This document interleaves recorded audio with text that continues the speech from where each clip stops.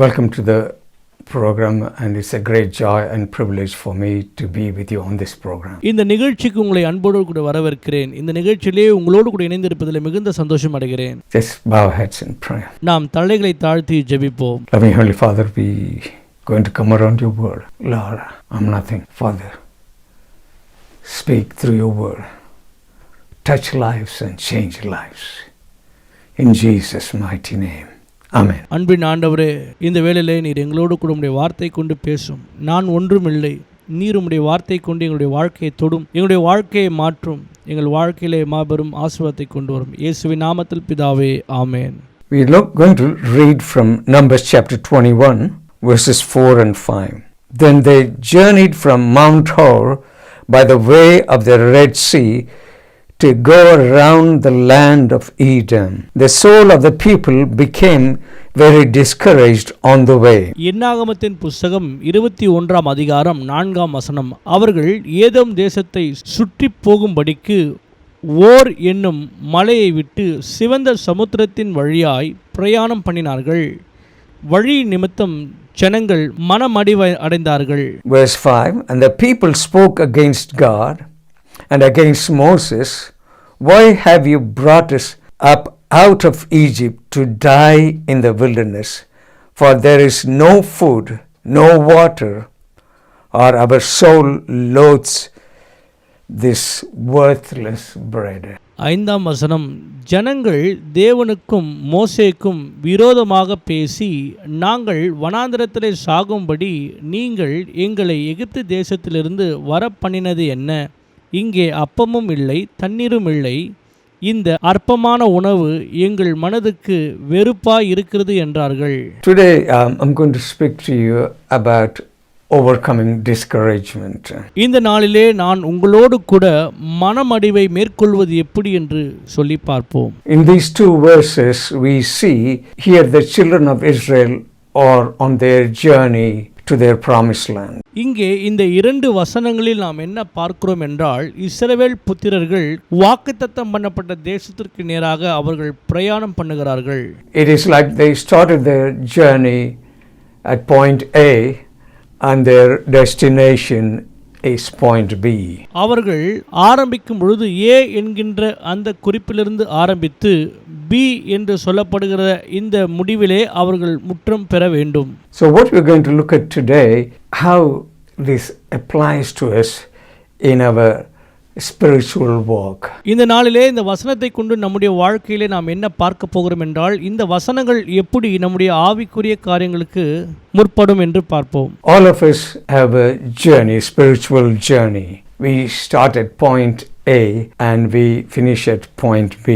நாம் ஒவ்வொருடைய வாழ்க்கையிலும் ஆவிக்குரிய பிரயாணம் என்று ஒன்று இருக்கும். அது A என்கின்ற இடத்திலே துவங்கி B என்கின்ற இடத்திலே முடிவு பெறுகிறதாய் இருக்கும். See, we only see the manifestation at the point B or the end of the journey. நாம் எப்பொழுதுமே முடிவு பெறுகிற அந்த தருணத்தை தான் எப்பொழுதுமே உற்று நோக்கி பார்த்து கொண்டிருப்போம். You know, things may happen in between and it is possible that we could get discouraged. ஆனால் இதற்கு இரண்டுக்கும் இடையே அநேக மனமடிவான காரியங்கள் நம்முடைய வாழ்க்கையிலே நேரிடும். Here we see the children of Israel, their soul got discouraged because of the way. இங்கே நாம் பார்க்கிறோம், இஸ்ரவேல் புத்திரர்கள் அவர்களுடைய ஆத்துமாவானது மனமடிவாய் போகிறது. ஏனென்றால் அந்த வழியின் நிமித்தமாக. The soul is where our emotions are, where our intelligence and our mind is.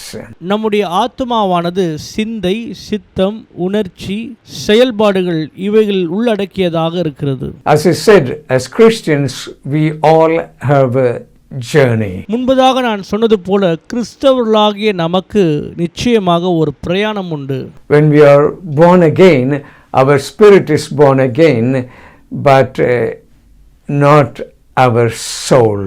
I mean our mind and emotions.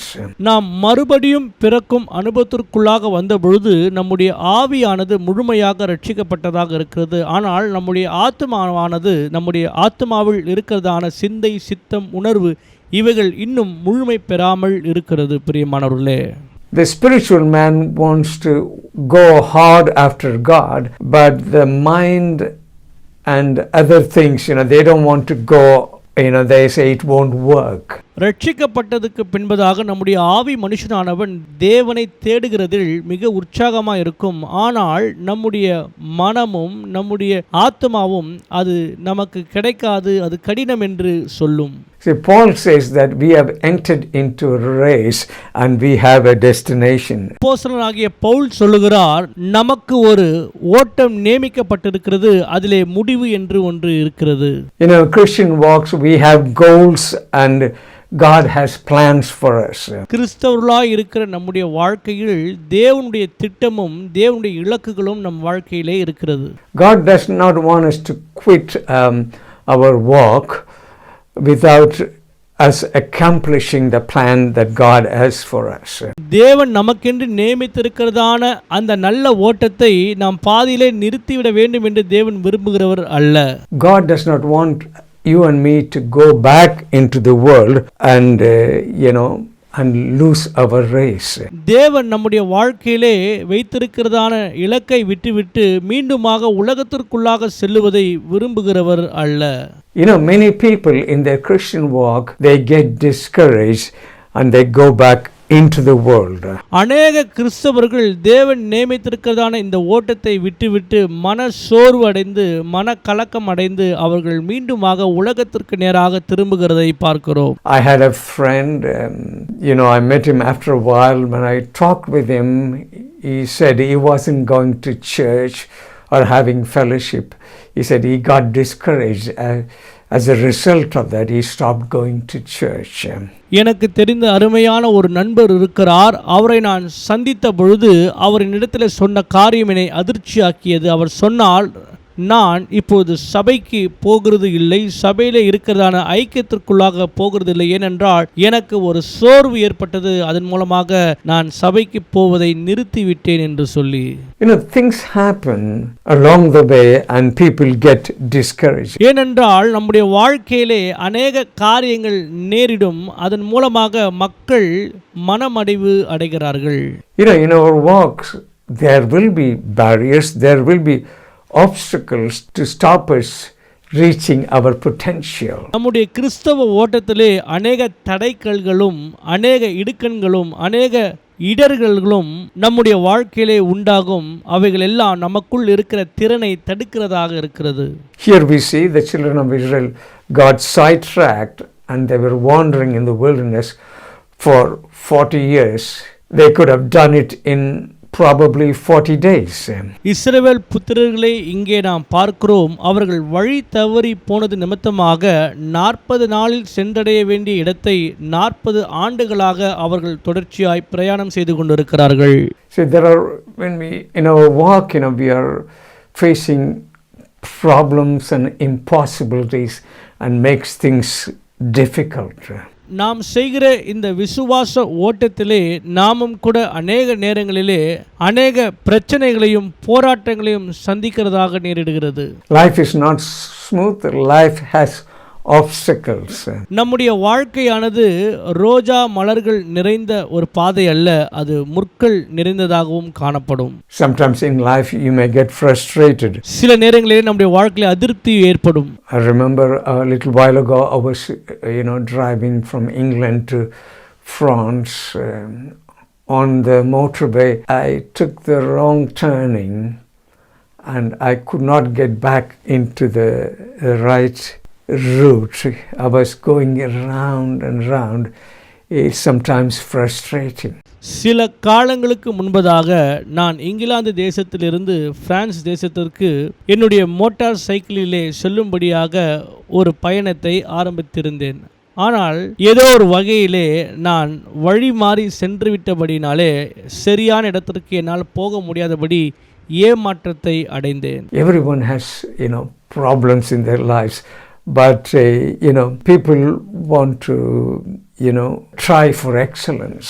நம்முடைய எல்லாருடைய வாழ்க்கையிலும் பிரச்சனைகள் இருக்கத்தான் செய்கிறது. ஆனாலும் நாம் சிறந்ததை எப்பொழுதுமே தேர்ந்தெடுக்கிறவர்களாய் காணப்பட வேண்டும். God has a plan for success. தேவனிடத்திலே நாம் வெற்றி பெறுவதற்கான திட்டங்கள் உண்டு பிரியமானவர்களே. God has a roadmap for success for us. வெற்றி பெறுவதற்கென்று தேவனிடத்திலே வரைபடம் இருக்கிறது. But there will be pitfalls. We have to be careful. ஆனால் அதே சமயத்தில் அநேக பள்ளங்களும் இருக்கிறது. அதை குறித்து நாம் எச்சரிக்கையா இருக்க வேண்டும். If we follow the roadmap God has for us, we will not get discouraged. Because Bible says that steps of the good man are ordered by the Lord. தேவன் நமக்கென்று நியமித்திருக்கிறதான அந்த வரைபடத்தை வைத்து நாம் செல்லும் பொழுது நாம் ஒருபோதும் மனமடைவு அடைய மாட்டோம். ஏனென்றால் வசனம் சொல்லுகிறது நல்ல மனுஷனுடைய நடைகள் கர்த்தரால் உறுதிப்படும் என்று. A shorter distance from a point A to B is just a straight line. குறுகிய பாதையை கொண்ட ஒரு பயணம் இருக்கும் என்றால் ஏவில் தொடங்கி பியில் முடிகிறது என்று சொன்னால் அது வெறும் நேர்பாதையாக இருக்கும். These people got discouraged. ஏனென்றால் இந்த ஜனங்கள் மனமடிவு அடைந்திருக்கிறார்கள். And as a result of that, they began to speak. அதன் விளைவாக அவர்கள் பேசத் தொடங்குகிறார்கள். Discouragement as a negative voice. ஏனென்றால் மனமடிவு எப்பொழுதும் எதிர்மறையான சத்தம் உடையதாக இருக்கும். They began to murmur and blame someone else. அவர்கள் ஒருவருக்கு விரோதமாய் ஒருவர் முறுமுறுத்து மற்றவர்களை குறை சொல்ல ஆரம்பித்து விட்டார்கள். Faith has a voice, fear has a voice. விசுவாசத்திற்கு ஒரு சத்தம் உண்டு, பயத்திற்கு ஒரு சத்தம் உண்டு. Sometimes when things go wrong, we ask God, why is this happening to me? சில நேரங்களிலே நம்முடைய வாழ்க்கை சரியாய் போகாதது நிமித்தமாக நாம் தேவனை பார்த்து ஏன் ஆண்டவரே என்னுடைய வாழ்க்கையிலே இப்படி நடக்கிறது என்று நாம் கேட்போம். Sometimes things goes wrong. It's not because of God's fault, because there is a spiritual outlaw out there to stop you reaching your destination. சில நேரங்களில் நம்முடைய வாழ்க்கை சரியாக போகாததன் காரணம் தேவனுடைய தவறு அல்ல. நம்முடைய வாழ்க்கையில் ஆவிக்குரிய மண்டலத்தில் நாம் வெற்றி பெறக்கூடாதபடிக்கு பிசாசு செய்கிற சதியாக இருக்கிறது. In Mark chapter 4, you have the parable of the sower. Verse 15 it says, Satan immediately comes to steal the word. Mark எழுதின சுவிசேஷத்தின் புஸ்தகம் 4ஆம் அதிகாரம் 15ஆம் வசனத்திலே இப்படியாய் சொல்லியிருக்கிறது, வசனத்தை கேட்ட உடனே சாத்தான் வந்து அவர்கள் இருதயங்களில் விதைக்கப்பட்ட வசனத்தை எடுத்து போடுகிறான் என்று சொல்லி. His job is to come and steal the word. God told us this because we will be careful and we'll be in a position of advantage. பிசாசானவன் எப்பொழுதும் நமக்குள் விதைக்கப்பட்ட தேவனுடைய வார்த்தையை திருடுகிறவனாய் காணப்படுகிறான். இதை குறித்து தேவன் நமக்கு வசனத்திலே ஏன் சொல்லியிருக்கிறார் என்றால் நாம் இதை குறித்து கவனமாய் நம் வாழ்க்கையை பாதுகாத்துக் கொள்வோம் என்று சொல்லிதான். See, if enemy comes to steal the word, what will become? We will become non-productive and become failure. எதிராளியாகிய பிசாசானவன் நமக்குள் விதைக்கப்பட்ட வார்த்தையை வந்து திருடும் பொழுது நம்முடைய வாழ்க்கையிலே நாம் வெற்றி பெறாதவர்களாக, நம்முடைய வாழ்க்கையிலே எந்த காரியங்களையும் செய்யாதவர்களாய் சோர்வடைந்து காணப்படுவோம். That's why God told us, that's why Paul writing says, we are not ignorant of his devices. தான் அப்போஸ்தலனாகிய பவுல் சொல்லுகிறார், அவனுடைய தந்திரங்கள் எங்களுக்கு தெரியாதவைகள் அல்லவே என்று சொல்லி. Luke chapter 22 verses 31 and 32, Lord Jesus said to Peter, Satan has desired to sift you as wheat, but I have prayed for you, because he told him beforehand so that he'll be in a position of advantage. லூக்கா எழுதின சுவிசேஷத்தின் புஸ்தகம் 22ஆம் அதிகாரம் 31-32ஆம் வசனத்தில் நாம் பார்க்கும் பொழுது, சீமோனே சீமோனே, இதோ கோதுமை களங்களில் புடைக்கிறது போல் சாத்தான் உங்களை புடைக்குவதற்கு உத்தரவு கேட்டுக்கொண்டான். 32, நானோ உன் விசுவாசம் ஒழிந்து போகாதபடிக்கு உனக்காக வேண்டிக் கொண்டேன் என்று இயேசு சொன்னார். இதை எதற்காக சொன்னார் என்றால், அவன் பிரச்சனைக்குள்ளாக மாட்டிக்கொள்வதற்கு முன்பதாகவே இந்த வசனங்களை சொல்லி அவனை தற்காப்பதற்காக இயேசு சொன்னார். He said, I have prayed for you that your faith will not fail. When he said, when you are converted, strengthen your brethren. இயேசு அவனுக்கு சொன்னார், நான் உனக்காக ஜெபம் பண்ணுகிறேன், ஏனென்றால் உன் விசுவாசம் ஒழிந்து போகாதபடிக்கு நீ போய் உன் சகோதரர்களை பலப்படுத்து என்று சொல்லி. There are sometimes things happen in our life that will jerk our faith. சில நேரங்களிலே இப்படிப்பட்ட காரியங்கள் நம் வாழ்க்கையிலே உண்டாகும். அது எதற்கு என்றால் நம்முடைய விசுவாசத்தை சோதிக்கும்படியான காரியங்களாக இருக்கிறது. Here these people, children of Israel, on their way, they got discouraged. They began to speak against God and against Moses. இங்கே பார்க்கிறோம், இஸ்ரவேல் புத்திரர்கள் தங்களுடைய வழியை விலகி அவர்கள் செல்லுகிற அந்த பாதையிலே அவர்கள் மனமடிவு அடைந்தபடினாலே அவர்கள் கர்த்தருக்கு விரோதமாகவும் மோசேக்கு விரோதமாகவும் பேச ஆரம்பித்து விட்டார்கள். You know, when you're discouraged, it's best not to open your mouth. நீங்கள் எப்பொழுதெல்லாம் மனமடிவு அடைந்திருக்கிறீர்களோ அப்பொழுதெல்லாம் பேசாமல் இருப்பது மிகுந்த நல்லதாக இருக்கும். When you begin to speak negative words, you can get out of fellowship with God.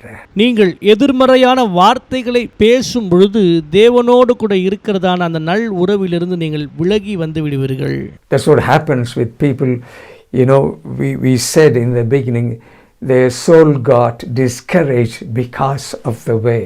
அதைத்தான் நாம் முன்பதாக பார்த்தோம். இஸ்ரவேல் புத்திரர்கள் தேவனுக்கு விரோதமான வார்த்தைகளை பேசின நிமித்தமாக ஆண்டவருக்கு அவர்கள் மனமடிவோடு கூட ஊழியம் செய்தார்கள். When people get discouraged, disappointed, they become anxious, they become worried, and you know, they become sick as well. You know, physically it affects your body. இஸ்ரவேல் புத்திரர்கள் மனமடிவுக்குட்பட்டு அவர்கள் மிகவும் கோபம் அடைந்து மனக்கவலைக்குள்ளாக போய் அவருடைய உள்ளான இருதயம் பாதிக்கப்பட்ட நிமித்தமாக அவர்கள் சரீர சுகத்தையும் இழக்க நேரிட்டது. So when you go to hospital, there are a lot of people with, you know, depression problem, anxiety problem, fear problem. It's all because of discouragement. நாம் மருத்துவமனைக்கு சென்று பார்க்கும் பொழுது அங்கே அநேக வியாதியஸ்தர்கள் கவலை நிமித்தமாக, பயத்து நிமித்தமாக, அழுத்தத்து நிமித்தமாக அந்த இடத்திற்கு வந்திருக்கிறதை நாம் பார்க்க முடியும். You know, here these people, you know, children of Israel, thought they got fed up with the manna they were getting every day, God's provision. இஸ்ரவேல் ஜனங்கள் தினந்தோறும் அவர்களுக்கு ஆகாரத்தையும் மற்ற எல்லா காரியத்தையும் கொடுத்த தேவனிடத்திலே அவர்கள் வெறுப்பு உள்ளவர்களாய் மாறினார்கள். They wanted God to meet their need in a different way. God was giving them manna, but they were not happy with that. அவர்கள் தேவனிடத்திலிருந்து வேறு விதமாய் ஆகாரத்தை பெற்றுக்கொள்ள வேண்டும் என்று நினைத்தார்கள். ஆனால் தேவன் அவர்களுக்கு மன்னாவை கொடுத்தது நிமித்தமாக அவர்கள் அதிலே மனமடிவு அடைந்தார்கள். Sometimes, you know, we have in our mind that we want God to help us in certain way. சில நேரங்களில் நமக்குள்ளாக ஒரு சிந்தை இருக்கும், தேவன் என் வாழ்க்கையிலே இப்படிதான் எனக்கு உதவி செய்ய வேண்டும் என்று சொல்லி. Here I want to tell you a story of a man. இங்கே நான் ஒரு மனிதனை குறித்து ஒரு கதையை சொல்ல விரும்புகிறேன். And you know, he was living in that place. It started to rain heavy, and the water level seems to, you know, increase, go above, and there was a lot of flood. So people tried to help this man, and they said, "Come up, we will help you to and take you to a place of safety, because it's raining heavily, it's going to get worse." ஒரு மனிதன் இருந்தார். அவர் இருந்த இடத்திலே பார்த்தீர்கள் என்றால் அதிகமாக மழை பொழிவின் காரணமாக அந்த இடத்திலே வெள்ள அபாயம் நேரிட்டது. ஆகவே சுற்றியிருந்த மனிதர்கள் சொன்னார்கள், நாம் இங்கிருந்து கடந்து போய்விடுவோம், வாரும், ஒரு பாதுகாப்பான இடத்திற்கு நேராய் நான் உங்களை கொண்டு போகிறேன் என்று சொல்லும் பொழுது அந்த மனிதன் அதை நிராகரித்து விட்டார். But this man turned around and said to those people, "No, I don't want your help. I'm praying for God to help me." ஆனால் இந்த நபரோ, உங்களுடைய உதவி எனக்கு வேண்டியது இல்லை, நான் தேவனிடத்திலிருந்து என்னுடைய உதவியை பெற்றுக்கொள்கிறேன் என்று சொல்லி அவர்களை நிராகரித்து விட்டான். And the water level began to rise. It was about nearly about 2 or 3 feet, and the people came in the boat, and he said to him, "You know, we want to rescue, we'll take you to a place of safety. Would you like to come with us? We will take you there." சூழ்நிலை மிகவும் மோசமாய் கொண்டிருக்கிற இந்த தருணத்திலே அந்த நீர்மட்டத்தின் அளவு அவனுடைய இடுப்பு அளவுக்கு வந்துவிட்டது. அப்போது மக்கள் படவிலே வந்து, நீர் எங்களோடு கூட வந்துவிடும், நாம் அனைவரும் ஒரு பாதுகாப்பான இடத்திற்கு போய்விடுவோம் என்று சொல்லி ஜனங்கள் சொன்னார்கள். The man turned around and said to them again, No, I'm praying for God to help me. I don't want your help. மீண்டுமாக அந்த நபர் அவரிடத்தில் சொன்ன பதில் என்னவென்றால், நான் தேவனிடத்திலே இப்போது ஜெபித்துக் கொண்டிருக்கிறேன், தேவன் எனக்கு உதவி செய்வார், நீங்கள் எனக்கு உதவி செய்ய வேண்டாம் என்று சொல்லி அவர்களை நிராகரித்து விட்டார். And it began to rain heavily and the water level rose and it went up to the roof level. மீண்டும் அதிகமாக மழை வந்த காரணத்தின் நிமித்தமாக அந்த வீடு மூழ்கக்கூடிய ஒரு நிலைக்கு வந்தது. அப்போது அந்த நபர் தன் வீட்டின் கூரைக்கு மேலாக சென்று அங்கே நின்று கொண்டிருக்கிறார். This man was in the roof and the helicopter was, above his house, and they were calling him, they were trying to help him, we've come to rescue you. I mean, would you be able to climb up and we will take you to the place of safety. இன்னும் நடந்த காரியம் என்னவென்றால், கூரை மீது நிற்கிற அந்த மனிதனுக்கு மேலாக ஹெலிகாப்டரிலே வந்து போலீஸ் அதிகாரிகள் உதவி செய்யும்படியாக மேலிருந்து கயிறை போட்டு, இந்த கயிறை பிடித்து நீங்கள் மேலே வந்து விடுங்கள் என்று சொல்லி அவருக்கு சொன்னார்கள். But he said, no, I'm praying for God to help me. ஆனால் அந்த நபர் சொன்ன பதில் என்னவென்றால், நான் தேவனிடத்தில் ஜெபித்துக் கொண்டிருக்கிறேன், தேவன் எனக்கு உதவி செய்வார் என்று சொல்லி அவர்களையும் அவர் நிராகரித்து விட்டார். See, he turned out help 3 times. அவர்கள் அவனுக்கு 3 முறை உதவி செய்யும்படியாக கடந்து வந்தார்கள். Finally this man died, and this is how the story goes. And when he went to heaven, he said to God, I was praying for help, but you didn't help me. இறுதியிலே அந்த நபர் மூழ்கி மரித்து விட்டார். மரித்துவிட்டு பரலோகத்திற்கு சென்று தேவனை சந்தித்த பொழுது அவர் ஆண்டவரை பார்த்து கேட்டார், ஆண்டவரே, நான் 3 முறை ஜெபித்தேன், ஆனாலும் நீர் எனக்கு உதவி செய்யவில்லையே என்று சொல்லி. God said, I sent help 3 times, but you refused to, receive that help or accept that help. அதற்கு பதிலாக ஆண்டவர் அவனிடத்திலே சொன்னார், நான் உனக்கு 3 முறை உதவிக்காக நபர்களை அனுப்பினேன், அந்த 3 உதவிகளையும் நீ நிராகரித்து விட்டாயே என்று. That's how we are, these people, their soul got discouraged because of the way, because of the manner, and they began to, speak against God and Moses.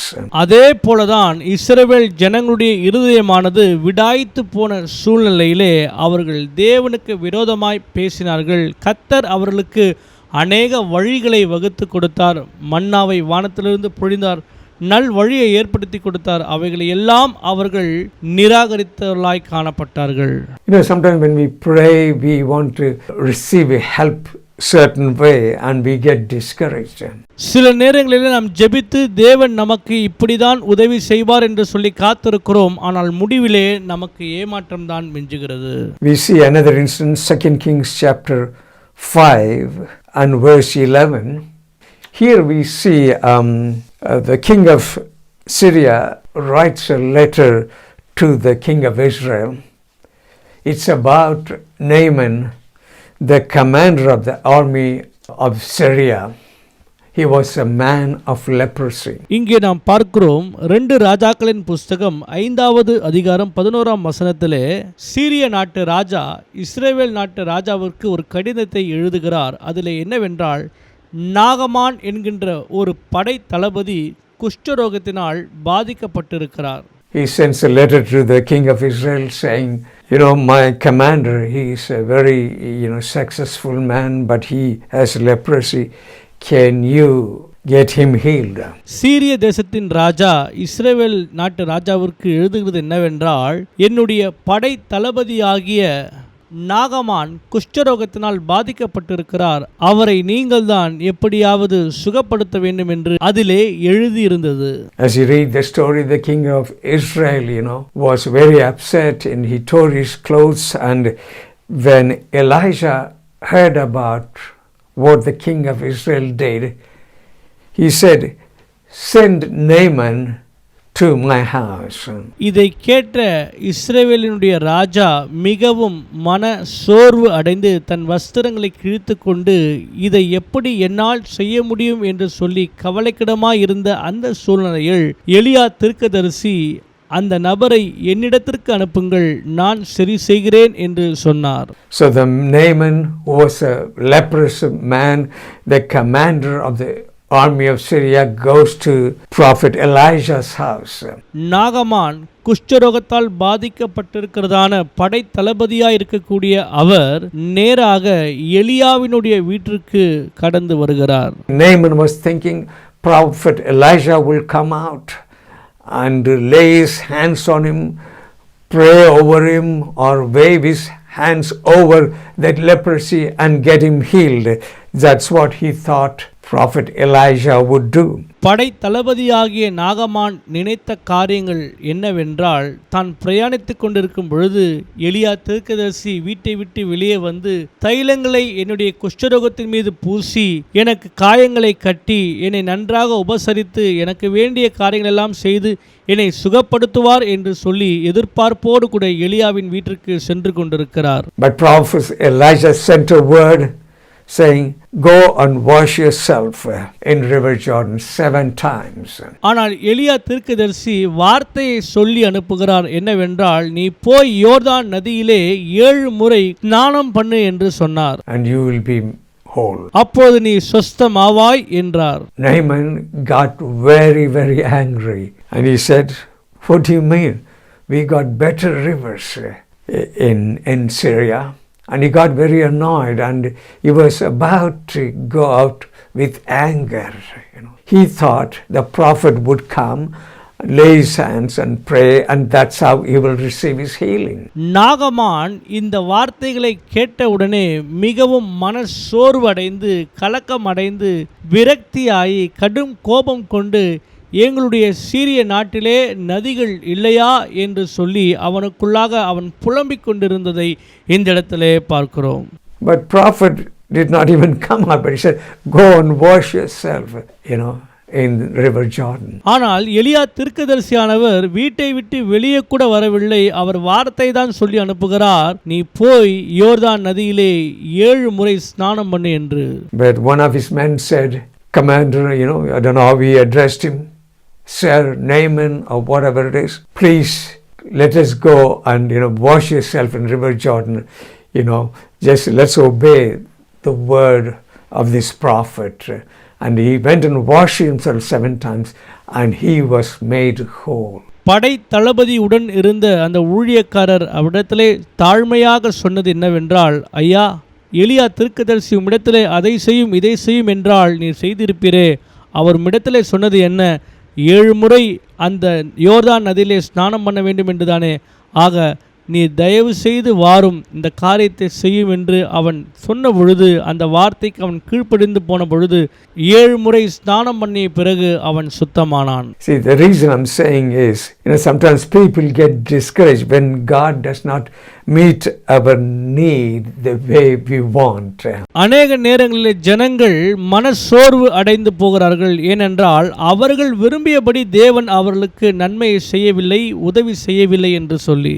So when we get discouraged, we said we'll speak against God and his leadership. And another incident we see is Numbers chapter 13 verses 17 to 20.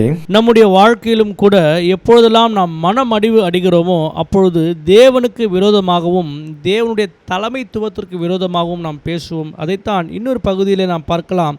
என்னாகமத்தின் புஸ்தகம் 13ஆம் அதிகாரம் 17ஆம் வசனத்திலிருந்து 20ஆம் வசனம் வரை. 25 to 28 and 30 to 33. We don't have time to read the whole thing, but we'll just read a few verses. 25ஆம் வசனம் தொடங்கி 28ஆம் வசனம் வரை, 30ஆம் வசனம் தொடங்கி 33ஆம் வசனம் வரை, இந்த எல்லா வசனங்களையும் நமக்கு வாசிப்பதற்கு இப்போது நேரமில்லை. அதிலிருந்து சில பகுதிகளை நாம் வாசிப்போம். Here we see Moses chooses 12 men from the 12 tribes of Israel to go and spy out the land and come back with a report. And they go and spy out the land and come back with a report. They were told to go out and be of good courage. மோசே ஆனவர் 12 நபர்களை 12 கோத்திரங்களிலிருந்து தெரிந்து கொண்டு அந்த தேசத்தை வேவு பார்க்கும்படியாக அனுப்பினார். அவர்களை அனுப்பும் பொழுது அந்த தேசத்திற்கு நீங்கள் போய் அங்கிருக்கிற காரியங்களை நன்றாக வேவு பார்த்து நீங்கள் நல்ல செய்தியை கொடுக்க வேண்டும். அவர்களுக்கு மோசே கற்பித்து சொன்னது என்னவென்றால், தைரியம் உள்ளவர்களாய் நீங்கள் இருங்கள் என்று சொன்னார். They come back from the land. Verse 27 it says, "We went to the land you sent us. It truly flows with milk and honey, and this is the fruit." And they, two men carried a bunch of grapes, and they also brought pomegranates and figs. என்னாகமத்தின் புஸ்தகம் 13ஆம் அதிகாரம் 27ஆம் வசனம். அவர்கள் மோசேயை நோக்கி, நீர் எங்களை அனுப்பின தேசத்திற்கு நாங்கள் போய் வந்தோம். அது பாலும் தேனும் ஓடுகிற தேசம்தான், இது அதனுடைய கனி. 28 they went on to say, "Nevertheless the people who dwell in the land are strong, the cities are fortified and very large. Moreover, we saw the children of Anak there." You mean the descendants of giants. 28ஆம் வசனம். ஆனாலும் அந்த தேசத்திலே குடியிருக்கிற ஜனங்கள் பலவான்கள், பட்டணங்கள் அரணிப்பானவைகளும் மிகவும் பெரியவைகளுமாய் இருக்கிறது. அங்கே ஏனாக்கின் குமாரரையும் கண்டோம். Verse 30, Caleb says, "Let us go and possess the land right now." 30ஆம் வசனம். அப்போது காலேப் மோசேக்கு முன்பாக ஜனங்களை அமர்த்தி, நாம் உடனே போய் அதை சுதந்தரித்துக் கொள்வோம், நாம் அதை எளிதாய் ஜெயித்து கொள்ளலாம் என்றான். Verse 31, the 10 men said, they said, "We're not able to go against them. They are stronger than we." They brought a bad report. 31ஆம் வசனம். அவனுடனே கூட போய் வந்த மனிதரோ, நாம் போய் அந்த ஜனங்களுடைய எதிர்க்க நம்மாலே கூடாது, அவர்கள் நம்மை பார்க்கிலும் பலவான்கள் என்றார்கள்.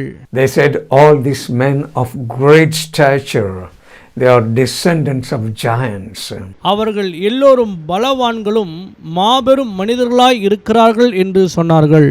They said, "In their eyes we were like grasshoppers." That's what they said.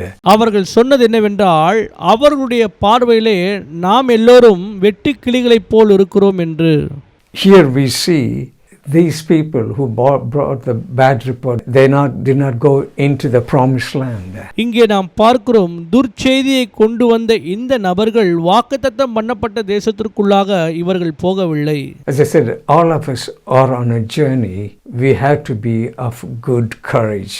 முன்பதாக சொன்னப்பட்டது போல நாம் எல்லோருமே ஒரு பயணம் செய்து கொண்டிருக்கிறோம். நாம் இந்த பயணத்திலே தைரியம் உள்ளவர்களாய் இருக்க வேண்டும். When God chose Joshua, He didn't choose a grasshopper to lead the people into the promised land. He chose a man of faith. நம்முடைய ஆண்டவர் யோசுவா என்கின்ற ஒரு மனிதரை தேர்ந்தெடுத்திருந்தார், அல்லாமல் ஒரு வெட்டுக்கிளியை அல்ல. தேவன் விசுவாசம் உள்ள ஒரு மனிதனை தேர்ந்தெடுத்து தம்முடைய காரியங்களை செய்யும்படியாக தெரிந்து கொண்டார். God told Joshua, "Be of good courage." ஆண்டவர் யோசுவாவிடத்திலே சொன்னது என்னவென்றால், நீ பலன் கொண்டு திடமனதாயிரு. Similar word we read in the New Testament, John chapter 16 and verse 33. "In this world you shall have tribulations, but be of good cheer. I have overcome the world." இதே போன்ற ஒரு வார்த்தை புதிய ஏற்பாட்டிலும் இருக்கிறது. யோவானுக்கு எழுதின சுவிசேஷத்தின் புஸ்தகம் 16ஆம் அதிகாரம் 33ஆம் வசனத்திலே இப்படியாய் நாம் பார்க்கிறோம், இந்த உலகத்திலே உங்களுக்கு உபத்திரவம் உண்டு, ஆனாலும் திடன் கொள்ளுங்கள், நான் உலகத்தை ஜெயித்தேன் என்று நம்முடைய ஆண்டவராகிய இயேசு சொல்லியிருக்கிறார். God wants us to be of good cheer. தேவன் எப்போதும் நாம் நன்றாக திடன் கொண்டவர்களாய் இருக்க வேண்டும் என்று விரும்புகிறார். See, when we go through lives and life's trouble, we need to know that God lives inside of us. நம்முடைய வாழ்க்கையில் இக்கட்டான சூழ்நிலைகளில், வேதனையான சூழ்நிலைகளிலே நாம் நினைவில் கொள்ள வேண்டிய ஒரு காரியம் என்னவென்றால், எனக்குள்ளாக என் ஆண்டவர் வசிக்கிறார் என்று நாம் விசுவாசிக்க வேண்டும். All of us are on a faith journey. நாம் அனைவருமே ஒரு விசுவாசத்தின் ஓட்டத்தில் தான் இருக்கிறோம். We need to be like Joshua and Caleb to help those that are discouraged, to strengthen them. நாம் யோசுவாவைப் போலவும் காலேபைப் போலவும் திடன் கொண்டவர்களாக திடன் அற்றவர்களை திடப்படுத்துவர்களாய் நாம் காணப்பட வேண்டும். We need to realize நாம் இந்த காரியங்களை உணர வேண்டும். these people had grasshopper mentality, but Bible says, greater is he that is in you than he that is in the world. மற்றவர்கள் எல்லோருமே வெட்டுக்கிளியின் மனநிலையில் இருக்கிறார்கள். ஆனால் நாம் எப்படி இருக்கிறோம் என்றால், உலகத்தில் இருக்கிறவனை பார்க்கலும் நமக்குள் இருக்கிறவர் பெரியவராய் இருக்கிறார் என்ற நினைவிலே நாம் இருக்க வேண்டும். In this world, as we go through our journey, இந்த உலகத்திலே நாம் போய் கொண்டிருக்கிறதான இந்த பயணம், we will come across problems, trials and difficulties, but don't be discouraged. இந்த உலகத்திலே நமக்கு அநேக பிரச்சனைகள், போராட்டங்கள், தடுக்கர்கள் உண்டாய் கொண்டுதான் இருக்கும். ஆனாலும் நாம் திடன் அற்றவர்களாய் ஒருபோதும் மாறக்கூடாது. Be of good cheer, be of good courage, be like Joshua and Caleb. பலன் கொண்டு திட மனதாய் நாம் இருக்க வேண்டும். எப்படி என்றால், யோசுவாவை போலும் காலேபை போலும் நாம் இருக்க வேண்டும். Because greater is he that is in you than he that is in the world. உலகத்தில் இருக்கிறவர்களை பார்க்கலும் பெரியவர் உங்களுக்குள்ளாக சுகப்படுத்தும்படியாய் அவர் உங்களுக்குள் வாசமாக இருக்கிறார். Let's bow our heads in prayer. நாம் தலைகளை தாழ்த்தி ஜெபம் செய்வோம். Loving Heavenly Father, we thank you for this time, O Father. அன்பின் பரலோக பிதாவே, இந்த நேரத்துக்காக உமக்கு நன்றி. Lord, I pray your word is so profound, so strong. ஆண்டவரே, உம்முடைய வார்த்தையானது மிகவும் ஆழமானது, மிகவும் வலிமையானதா இருக்கிறது எங்களுடைய வாழ்க்கையில. Lord, you want us to be of good courage as we live in this world. ஆண்டவரே, இந்த உலகத்தில் வாழ்கின்ற இந்த நாட்களிலே நீர் எங்களை திடன் கொண்டவர்களாய் மாற்ற வேண்டும் என்று விரும்புகிறீர். Help us, O Father, to live a victorious life, realizing that a greater one live inside of us, Father. Lord, right at this moment we pray for the needs of people, O Father, whatever they need, may. ஆண்டவரே, இந்த உலகத்தில் ஒரு வெற்றி வாழ்வை வாழ எங்களுக்கு உதவி செய்யுங்க. உலகத்தில் இருக்கிறவனை காட்டிலும் எங்களுக்குள் இருக்கிறவர் பெரியவர் என்பதை குறித்து நாங்கள் உணர, அதை உறுதிப்படுத்திக் கொள்ள எங்களுக்கு உதவி செய்யும்படியாய் ஜெபிக்கிறோம். Physical, financial or emotional, whatever they need, I pray in Jesus' name, meet all their needs. There's nothing impossible with you. தேவையோடு இருக்கிற உடைய ஜனங்களுக்காக இந்த வேளையில் நான் ஜெபிக்கிறேன். அவருடைய வாழ்க்கையிலே இருக்கிறதான தேவைகள், பொருளாதார தேவைகள், சரீர சுகத்தின் தேவைகள், பிரச்சனையின் போராட்டத்திலிருந்து விடுபட வேண்டும் என்று இருக்கிறவர்கள் எல்லாரையும் கர்த்தர் சுகப்படுத்தும்படியாக, விடுதலையாக்கும்படியாக உம்முடைய ஒரு தொடுதல் அவர்கள் வாழ்க்கையை மாற்றக்கூடியதாக இருக்கிறது. உமக்கு கடினமானது ஒன்றுமில்லை ஆண்டவரே. You are greater than all the problems, whatever it may be. We thank you. We give you glory and honor. In Jesus' name we pray. Amen. எங்கள் வாழ்க்கையில் காணப்படுகிறதான எல்லா பிரச்சனைகளையும் நீர் நிச்சயமாக மாற்றப் போகிறீர் என்று நாங்கள் விசுவாசிக்கிறோம் ஆண்டவரே. உமக்கு கடினமான காரியங்கள் ஒன்றுமே இல்லை. அதற்காக நாங்கள் உமக்கு நன்றி செலுத்துகிறோம். எங்கள் வாழ்க்கையில் நீ ஜெயத்தை கொடுத்ததற்காக உமக்கு நன்றி. இயேசு கிறிஸ்துவின் நாமத்தில் ஜெபிக்கிறோம், ஜெயம் எடுக்கிறோம் பிதாவே. ஆமென். We'll see you in the next program. Thank you. நன்றி. மீண்டும் உங்களை மற்றொரு நிகழ்ச்சியிலே சந்திக்கிறேன்.